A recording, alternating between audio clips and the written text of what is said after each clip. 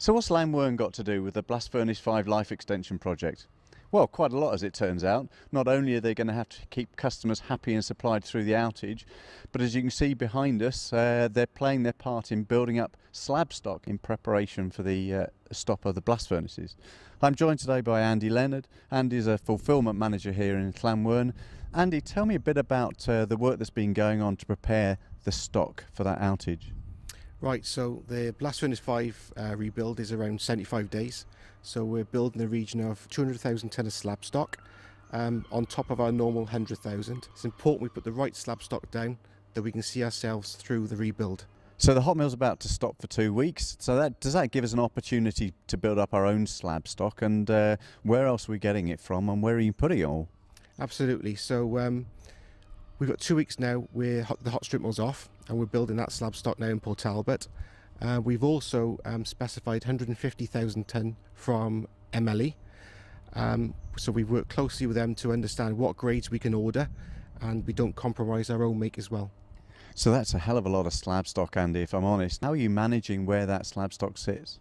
Yeah, so we'll peak around 300,000. Port Talbot capability is 250, and so we've had to utilise the docks, so the material coming from MLE, and also here in Llanwern we've opened it up and they're storing now slab, as you can see behind me.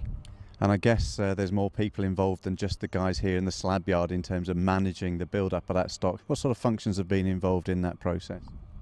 Oh, right, this has been a huge cross-functional team effort, and from commercial, supply chain, steel logistics and manufacturing, both Port Talbot and here in Llanwern.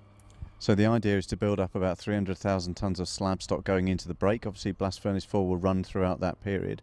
I guess the second challenge for you is to draw down that slab stock.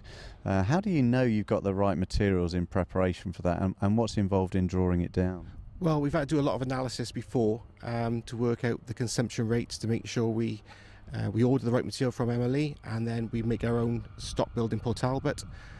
Obviously through the period we'll have Blast Furnace 4 still going, so we can support any sort of customer urgencies through that period as well. But it's vital that the steel we put down is the right material. So at the end of the Blast Furnace 5 outage, what does good look like for you, Andy? Well, that we get through the period where we maintain good customer performance, asset continuity, and we've got the right material flowing through our supply chains.